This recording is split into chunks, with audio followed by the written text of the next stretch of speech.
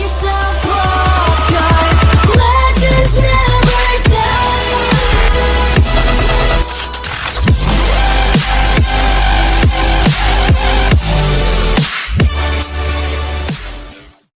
What is going on, my fellow YouTuberians? My name is Scruntt, and today we are back on some MX vs ATV All Out.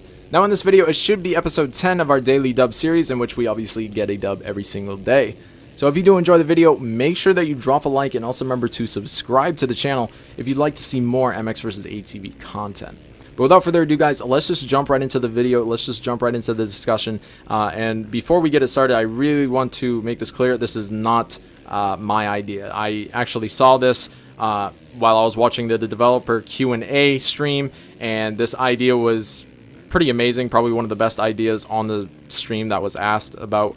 And I did not get the person's name. I did not get the person's name that actually asked the question, so I do apologize about that. If you are watching this video and you realize, hey, that's my idea, definitely leave down in the comments below, and I will give you credit where credit is due, because like I said, this is not my idea. I'm just trying to get it out there so that the community can really see it and talk about it a little bit. So let's just get right into it. What is the thing that he suggested on stream? Well, the thing that he suggested was that we have a sensitivity option for both our rider lean and our bike turning. So what this means is we would be able to adjust how fast or slow the bike turns when we hit the analog stick, or how fast and slow our rider leans after we hit the analog stick. So some people with this game really don't like that instantaneous sort of nature that it has to it, that light feel, that very, very snappy feel. Some people don't like that. I understand. This is definitely like a brand new MX, like this deserves its own sort of genre, this MX versus ATV. I haven't seen an MX versus ATV like this, and I've played since Unleashed, and like honestly, none of the MX versus ATVs really felt like this. Maybe Encore a little bit, but nothing like this. Like, this is a brand new game, brand new physics, brand new feel, and some people love it, some people hate it, some people are kind of in between and are just kind of struggling right now to get used to it.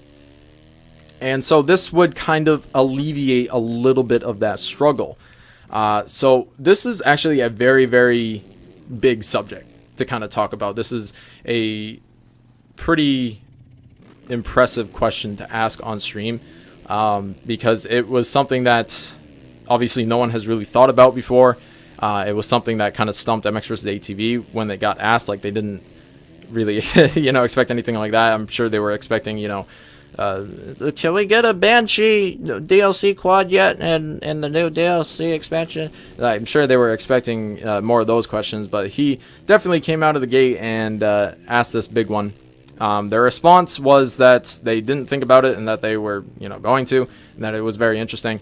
But I think it deserves a little bit more than that, a little bit more of a discussion than that, because this is a big, big feature that could be implemented into MX vs ATV that really changes things up, really changes how you ride, and adds a layer of personalization and customization that goes along very well with the gearing and tuning that we can do now. So the problem with the gearing and tuning currently is that it's not really personal. With every racing game, any game that you can tune or gear, there's always going to be that best gearing setup or tuning setup that is just better than the rest, it's faster than the rest, easier to control than the rest. So what's the point in trying to make your own and trying to experiment like that when you could just get one that's already done and that is going to work well, and it's just going to deliver what it says it's going to deliver. So why wouldn't you just go with that?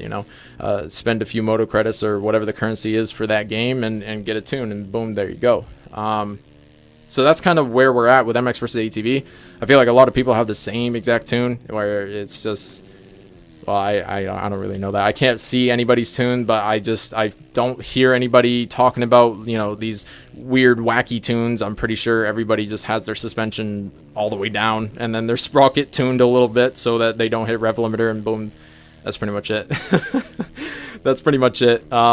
So needless to say, there isn't really much personalization there. I guess there is a little bit with the suspension, with the sprocket, that sort of thing, but in the end, it's not major. It's not something huge. for personalization. So this would add a very big element of personalization into the game, because just because the best player says, "Hey, I'm using this sensitivity, you know, it works for me. I'm getting dubs all the time." It doesn't mean that that's going to work for you. It really, it's like Call of Duty in ways where you know, a pro player could be doing 10 or 14 sensitivity, whatever the highest is now, and you're rocking the 4, but you're doing all right on 4. You're getting kills, and you're just, you know, you're comfortable on 4, but you see the pro playing on 14, so you up it to 14, and then you do absolute shit because you're not ready for 14. You can't play on 14. You were used to 4. Like, that's what's going to happen if people start like looking up how to tune with the sensitivity and stuff like that, because it's really, really personal. On like gearing, where there is like sort of a best setup, there is no real best setup for sensitivity, because that's all personal. That really is all personal. So that is probably the biggest pro about this, is that it would add a layer of personalization and customization to the game. Honestly, I would love it to be put into the game and implemented, because I do feel like my bike, I think it turns a little bit too slow, man. Like, honestly, even though how fast this game is and how snappy and responsive it is, I could do with a little bit more. But honestly, now that I say that, I don't know. Maybe I could go with, I don't know. The sensitivity isn't in the game, so I honestly, until you start messing with it, you can't really tell what you need to adjust.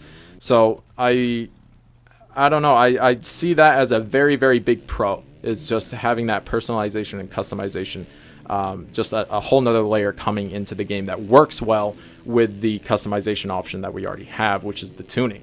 So let's talk about the cons, because there's obviously going to be a con here. With everything, there's usually a con, right? So the con to this idea is that casual players will just not give a shit, and it will add another element to the game that they just do not want to have to mess with. And that's where, you know, the looking up of sensitivity tunes and trying to follow the best sensitivity tune or the best player's tune or whatever comes in. I feel like that would kind of split the player base, because you would have obviously the pro, or I shouldn't say pro, but like dedicated riders and dedicated players that play this game all the time, that know kind of how to adjust their stuff and what they want. You're going to have those guys that are very, very comfortable on a bike now, because they have it adjusted to exactly what they want. They have their gearing set up exactly how they want. So they're just going to be flying around the track and being very, very comfortable at it. And the casual player, if he doesn't know how to do that, if he doesn't understand the sensitivity, if he doesn't understand the gearing and stuff like that, then he is going to be at a significant disadvantage. And that's where the con comes in, because you really got to think about those casual players that just aren't as invested into the game, that play it maybe once every 2 or 3 days for an hour or two. And that's basically it. That, you know, they want to do a few races and boom. That's how a lot of people are in this game. You know, there are definitely those competitive folks that are very, very fast riders, but I see a lot of casual kids that I guarantee could give a shit about, you know, tuning properly and doing sensitivity properly. If we add that in, it just, you know, that is kind of a con there. It does add sort of a skill gap, I guess, if you want to call it that.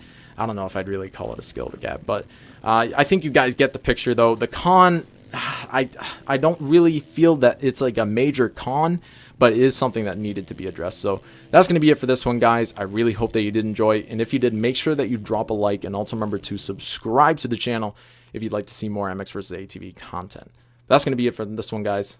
I'll see you on the next one. Peace.